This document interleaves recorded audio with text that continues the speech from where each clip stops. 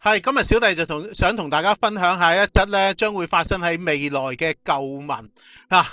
點解會咁得意呢？因為我講緊嘅係呢個2036年嘅奧運會個主辦權嚇。咁但係呢，其實早喺幾年前呢已經開始咗呢係申辦噶啦。咁所以咧，小弟先至話呢件發生喺未來嘅事係一個舊聞嘅原因。嗱，咁我哋咧就可以睇到咧2036年嘅奧運會咧。而家暫時嚟講咧，已經有幾個國家係申辦咗噶啦，包括土耳其、卡塔爾、印度同埋智利。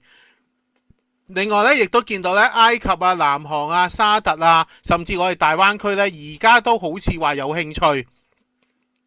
但係呢啲咧未正式入紙嘅申請啊。嗱，咁我哋咧就見到咧，印度咧係2024年嘅時候咧就已經決定申辦啦，入咗紙啦，嚇。咁啊咧，其實就會有好多國家競爭嘅，咁就大概咧響奧運會正式開始7年之前呢，即係去到咧2029年咧，應該咧就會知道到期時主辦權係花落誰家噶啦。嗱，咁呢度咧亦都有講到咧，印度如果成功爭取成為主辦國嘅話咧，將爭取將呢個咧瑜伽、卡巴迪同埋呢個 Coco 呢3項運動咧，就係納入成為正式嘅比賽項目。咁有網民咧就話：喂，呢個咧係印度版嘅恒河3項鐵人賽。嗱，咁其實咧，如果講到咧3項鐵人賽，大家一定知道啦，就係呢個咧踩單車，然之後游水，到最後咧就係跑長跑噶。咁呢個係3項賽啦。咁其實小弟咧見到呢度啊，我諗起如果呢個3項鐵人賽喺恒河度舉行嘅話咧，其實應該咧係相當特別啊。因為我哋知道恒河水咧其實極污糟噶，亦都咧細菌含量，尤其是大腸桿菌咧，佢超標咧係數百倍啊！咁所以咧，如果恒河真係搞3項鐵人賽嘅話咧，小弟覺得最終咧可能會搞成呢個3項病人賽咯。到底係咩病呢？其實小弟都諗好咗噶啦，嗰3項病人賽咧應該咧就係霍亂、紅眼症同埋皮膚病。即係參加完呢個比賽，外國嘅朋友、外國運動員落完恒河游水嘅話呢，小弟覺得呢，佢冇呢3種病呢，應該都唔算參加過啊。嗱，咁其實咧呢一度只係講笑啦。咁不過呢，我哋見到呢，如果印度成功成為主辦國，佢咧就話爭取呢將3樣運動呢就加入正式比賽項目。嗱，咁第一個瑜伽呢，小弟真係唔知瑜伽點比賽啊。係咪大家鬥接埋接得細咧？呢個小麗真係唔知。嗱，咁卡巴迪其實可能大家都唔係好熟悉啦。咁但係咧，如果我哋講一個比較民間啲嘅卡巴迪嘅遊戲活動，相信大家都玩過噶。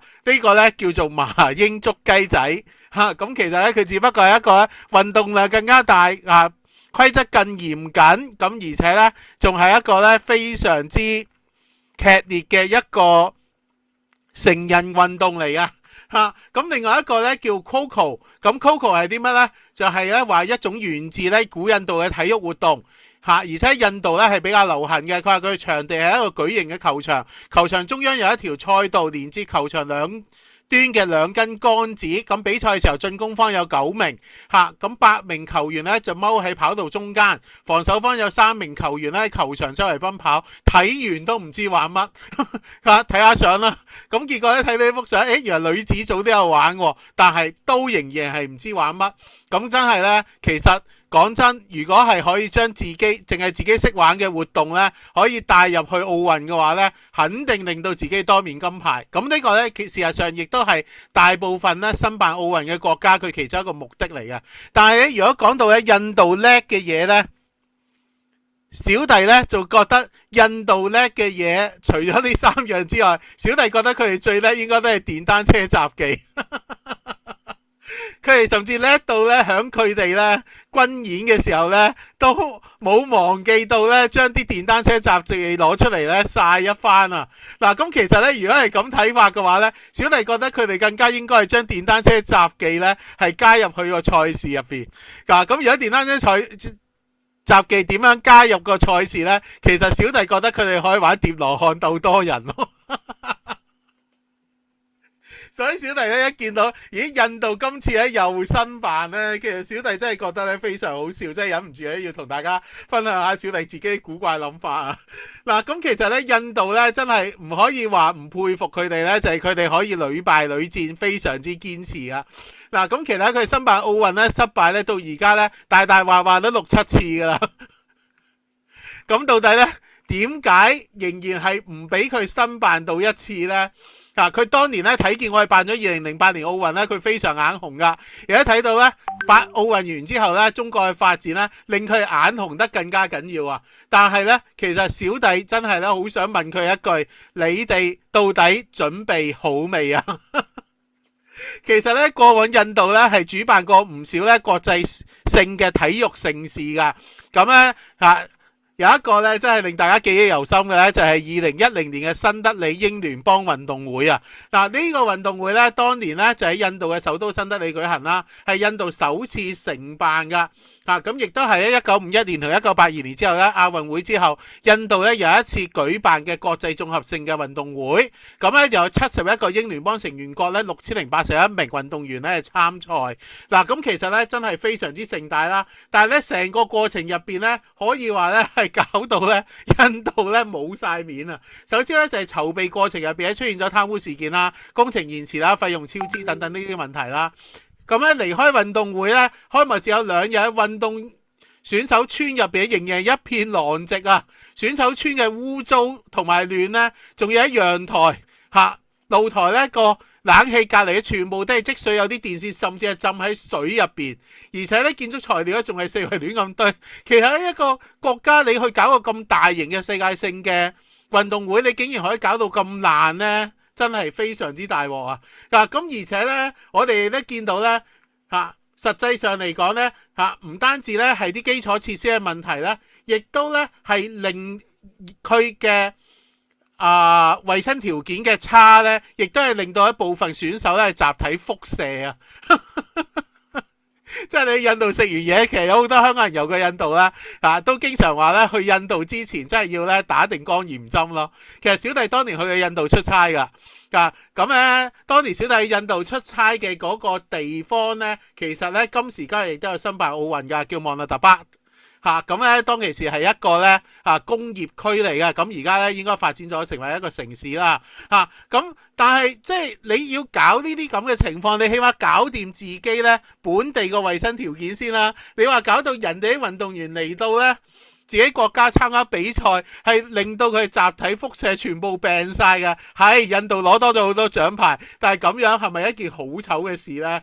咁而且頭先講過話有貪污醜聞啦，咁跟住咧喺運動會之後咧，甚至咧係拘捕咗呢個咧組委會嘅主席，真係咧對個國際形象係非常之大嘅一個幫助啊！但係當然小弟講呢個幫助係反話啦。咁咧我哋見到咧當其時2010年有咁多問題啦，喂，今年2026年啦，唔好攞啲16年前嘅嘢去講啊！一個小朋友16年前出世，今時今日都差唔多考 DSE 啊！喂，咁但係事實上印度有冇好過先？唔好講得遠啦，講舊年10月11號咧至15號，乒乓球亞錦賽咧就喺印度舉行。咁樣同樣情況，印度當地嘅球館環境啊、飲食衛生、住宿條件咧，呢度講得好直接話，全部都令到呢個運動員係好崩潰啊！唔係失望，而係崩潰啊！咁咧就我可以睇下佢準備到底係點樣啦。為賽事佢冇準備專業嘅乒乓球館啦，喺半露天嘅田徑場咧臨時搭建。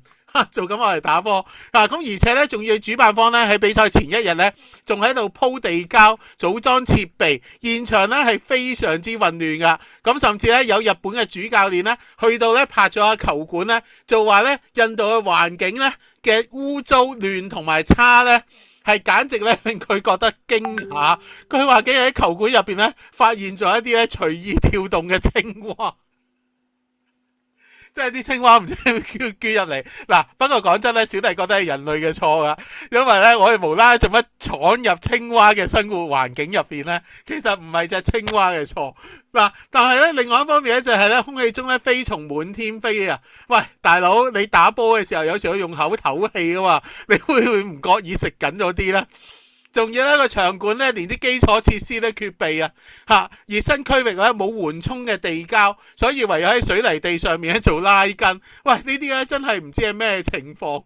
嗱，咁其實2025年都係咁啦，2026年、2024年你已經申請咗奧運咯。喂，大佬，人哋奧委會同埋啲投票嘅人，佢全部會睇國際新聞噶嘛？你2025年搞到咁難，喂，大佬，我俾唔俾你好啊？其實咧唔係個問題，根本唔係歧唔歧視印度，而係印度到底自己有冇咁嘅能力去舉辦啲賽事，即係起碼做個好好睇睇嘅賽事出嚟咯。嗱，當然啦，正經翻少少講，嗱，印度咧一路好羨慕我哋中國，亦都視中國為佢亞洲嘅假想敵。佢成日好希望咧，可以有朝一日咧，可以好似我哋中國咁樣咧，嚇經濟發展好好，整體實力發展得好好，成為呢個國際嘅超級強國。印度好想。但係你要認真去做嘢，令到自己具備呢種能力，而唔係羨慕人哋，然之後咧不斷咁做好多古靈精怪嘅花招，嚇夾硬要同人咧，夾硬要拉高自己去同人比較，唔係咁做噶。有心令到自己國家成為一個強國，管好啲自己嘅國家，解決自己國內嘅問題，令到國家正式踏入一個叫做係正確而且係穩陣嘅發展模式。呢個唔係更加重要咩？莫迪老先做乜成日做埋晒呢啲咧面子嘅工程啫？俾你砌到自己塊面係金做嘅又點啫？你個心咪又係爛嘅。好，咁到底咧今次咧印度可唔可以真係成功咧圓佢可以申辦奧運嘅夢咧？我哋咧真係要幾年後先知道噶啦。小弟覺得咧佢今次都好渺茫啊，尤其是咧競爭對手咧有卡塔爾呢啲咁嘅強敵喺度。嗱，我哋不妨咧放長雙眼睇睇。印度嘅笑話咧應該陸續有嚟啊！小弟如果再有嘅話咧，再同大家分享啊！如果大家咧中意呢一條片嘅咧，希望幫小弟咧點讚同埋分享出去。如果大家咧對於咧印度佢本身嘅發展嘅路向咁同埋印度咧成日喺處做啲面子工程，有啲咩意見嘅話咧，歡迎大家喺留言區咧同小弟分享啊！小弟睇完之後咧，我哋可以喺留言區度繼續我哋嘅討論。好，咁我哋下一次再傾過。